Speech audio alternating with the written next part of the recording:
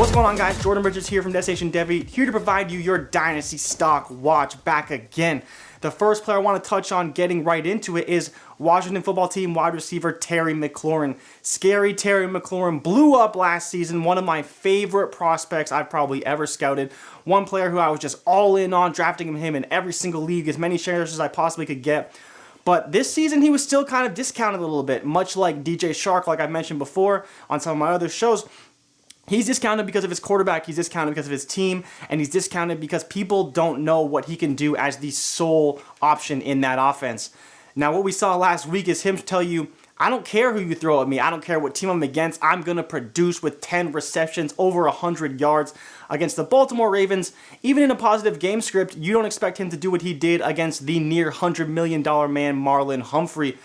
We've seen what some other players struggle against Marlon, like Odell Beckham Jr., and Terry showed us that he can still get it done, even with a terrible quarterback, Dwayne Haskins. And honestly, the sky is the limit for Terry McLaurin. He's wide receiver 9 right now in PPR, and he's really going to be going up and up and up in dynasty value. His stock is going way up for me. He could honestly be a top 12 wide receiver by the end of the season because he's a guy who just produces no matter what. Doesn't matter what situation is thrown at him, what team he's going against, who his quarterback is. Terry, from the very beginning, since he stepped on the field against Philadelphia week 1 last season, he has produced for you and your fantasy rosters. And that's why Terry, for me, is still a buy. I still think his stock is going up, and I don't believe he's overpriced. And I'd be still trying to get as many shares of Terry as I possibly could.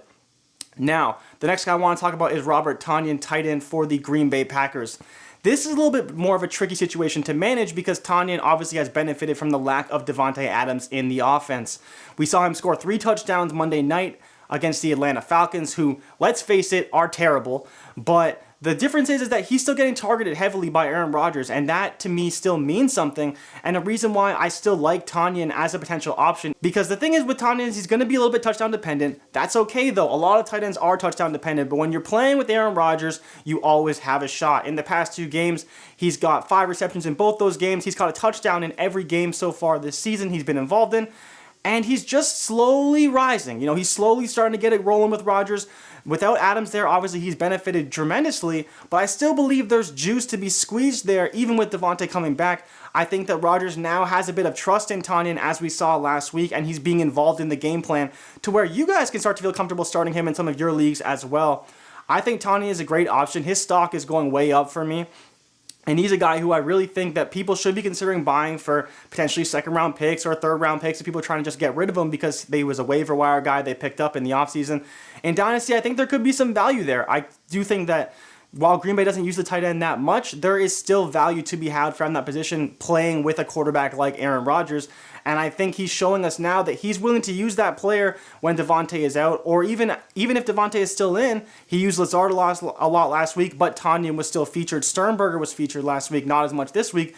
And I believe Tonyan is the tight end 1, that receiving tight end for Rodgers, and it's a guy that I want to be buying right now. I want to be scooping up because his stock is going way up after his 3-touchdown game. Now, the last player I want to touch on, because how could I not? Talked about him last week, Brandon Ayuk, wide receiver for the San Francisco 49ers.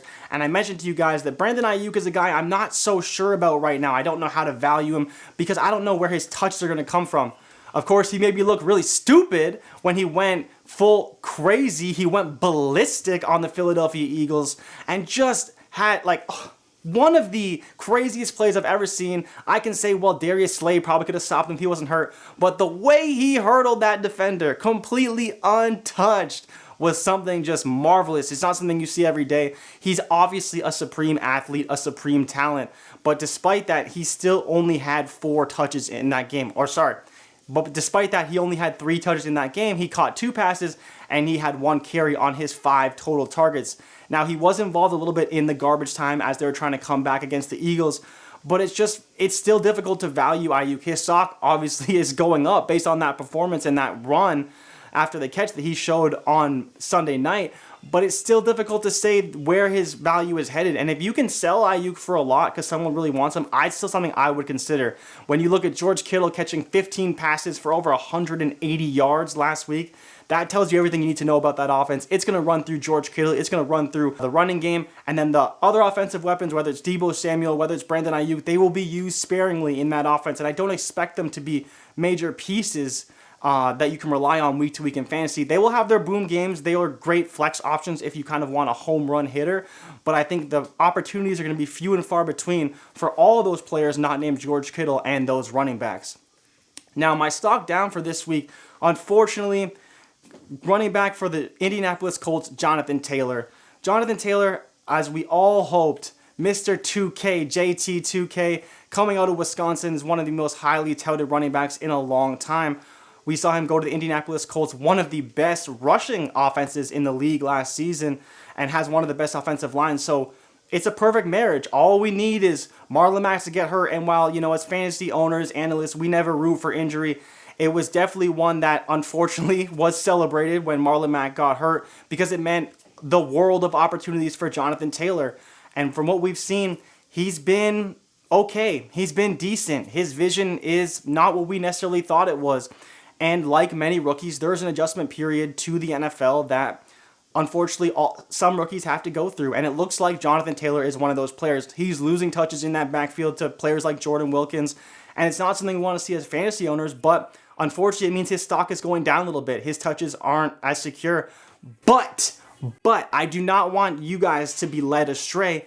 If you can go and buy Jonathan Taylor right now, I need you to go out. I need you to stop this video. I need you to pause it. I need you to drop it a like. But I need you to pause it and go and trade for Jonathan Taylor right now, because he is a supremely talented running back. And we need to understand that it's only been 4 weeks. It hasn't been a long time. There was no offseason. There's still a lot for him to learn, even coming out of Wisconsin. The perfect player to model his game after, as far as his production and how we have to view him, is Melvin Gordon, the former running back from the Los Angeles Chargers, because he as well came out of Wisconsin, was a highly touted runner, but had a bit of an adjustment period coming from Wisconsin. It's a very different system. It's very different from what they run in the NFL. It's such a run-heavy offense that he really knows what to do. And the running lanes they provide with that offensive line are absurd if you ever watched a Wisconsin game. So there will be an adjustment period, and JT still has a lot to learn. And we've seen this from all the rookie running backs. None of them are getting a whole lot of playing time other than Clyde Edwards-Helaire, which we all expected with his draft capital, but everyone else is adjusting. They're slowly getting their touches, they're getting involved, and unfortunately for JT, he's being used a little bit less and less because he's not producing the way that they want him to produce. That doesn't mean he's not talented, that doesn't mean he's a bust, it just means it's going to take some time for him to adjust. But his stock may be going down, but that doesn't mean he's not a buy, so you better go out and get him. Thank you guys so much for watching. This has been your Dynasty Stock Watch for Week 5. Check out my content each and every week on Mayo Media Network. Please subscribe to the channel, like this video, and drop a comment below with what you think about all of these players. Thanks for tuning in. See you next week.